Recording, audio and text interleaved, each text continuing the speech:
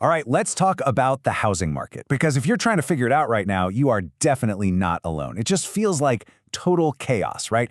Well, in this explainer, we're going to cut through all that noise, decode the confusing data, and find the real opportunities that are surprisingly easy to miss. Let's get into it. So, what is going on? Seriously. One day you see a headline screaming the market is crashing, and the very next day, another one's whispering that it's this amazing time for buyers. It's just super confusing. And you're left thinking, how can both of those things be true at the same time? Or can they? Okay, let's dive right into the numbers, because this is where it gets really weird. Check this out.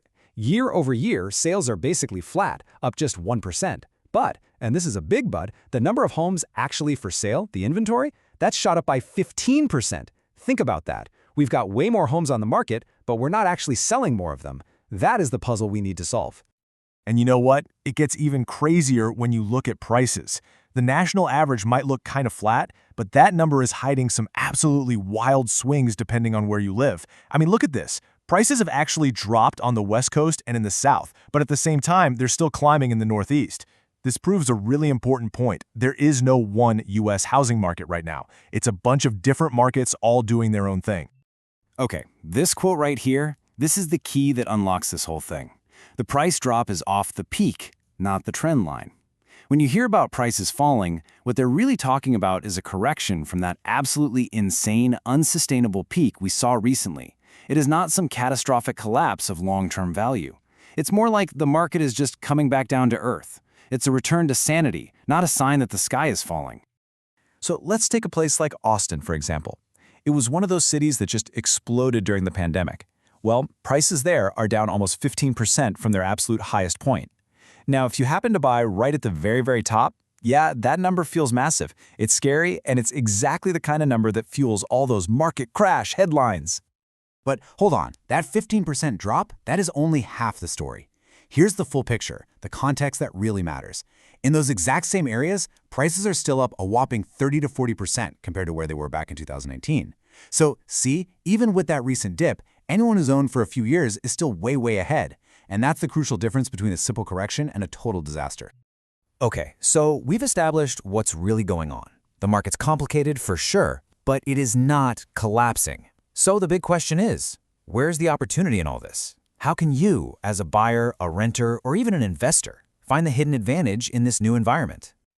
All right, here it is. The single biggest opportunity right now, hands down, is with new construction. You see, a lot of the big home builders are publicly traded companies, and what that means is they are under a ton of pressure from Wall Street to sell off all the houses they've already built before the end of the year. They have to hit their numbers. It's not really a choice for them. And that pressure, that creates a huge opening for buyers, because right now, what we call builder concessions are king. They are offering all sorts of deals to get these homes sold. We're talking about paying for your closing costs, giving you free upgrades like new countertops or blinds. Some are even paying the fee to break your current apartment lease. And the big one? Interest rate buydowns. They will literally pay the bank to lower your mortgage rate for the first couple of years, which can save you a ton of money on your monthly payment. And hey, this isn't just some theory. This is real stuff happening right now. Look at this recent deal someone got with a builder called McKinley Homes. The buyer got the fridge, the washer and dryer, all the blinds for the windows, and a $25,000 credit to cover their closing costs. I mean, that is an incredible amount of value they're just throwing in to close the deal. And you know what's really cool? This isn't just for your typical first-time home buyer. With these kinds of incentives, buying a brand new place can actually end up being cheaper than renting.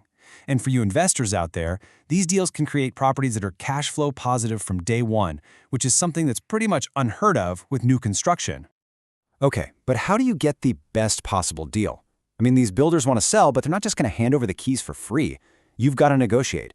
And there's this really powerful psychological technique you can use called the illusion of control. The basic idea is you get the upper hand by making the other person, in this case the builder's sales agent, feel like they're the one coming up with all the great ideas.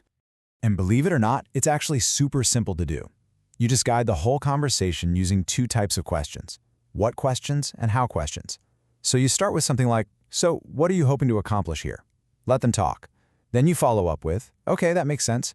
So how do you think we can make that work for both of us? You're just letting them suggest ideas until pretty soon they land on the exact solution you wanted all along. You're leading them, but they feel like they're in charge.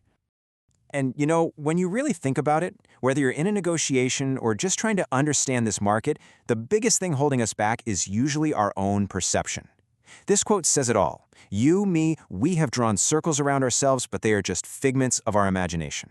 It reminds me of this old story about an ant. If you draw a circle around an ant with a pen, it won't cross the line. It sees a barrier, a wall, that isn't really there. And honestly, we do the exact same thing to ourselves. We draw these imaginary circles and create these mental walls that stop us from seeing what's really possible.